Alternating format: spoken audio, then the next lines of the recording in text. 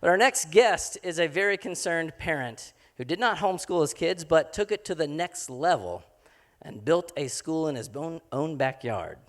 What was the big factor that made you decide, I want to do things different? And you grew up in public schools as well. I did, and I think I turned out, like you, I turned out kind of normal. I didn't seem like a big deal. Well, number one, I think the world has To be determined. changed so much.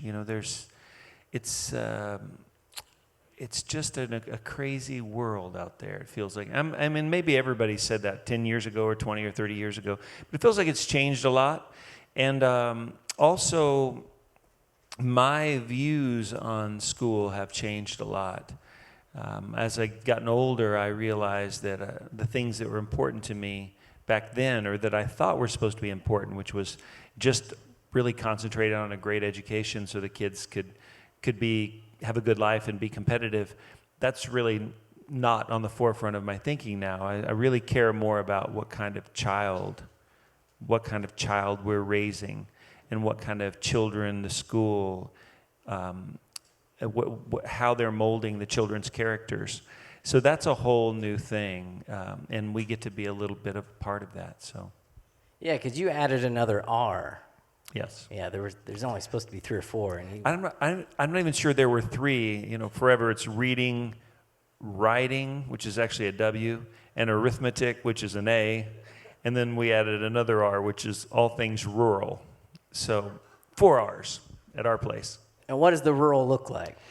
Well, it looks like a school. My wife, I think you mentioned this in your opening, she would have homeschooled our little girl if she was here.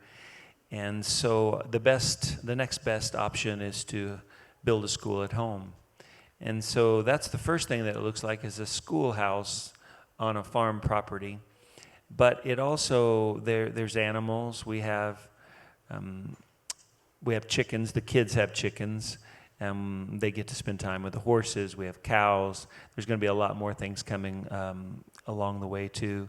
But they also have a big garden, and they have people coming from the community.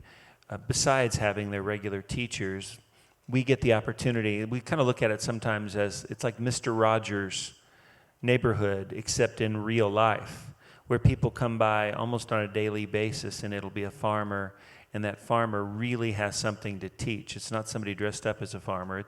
It's a real life person, or it's a park ranger, or it's a chef who comes and teaches the kids how to cook, or a flower gardener, or whatever it happens to be. And so those are the kind of things it looks like on the rural side.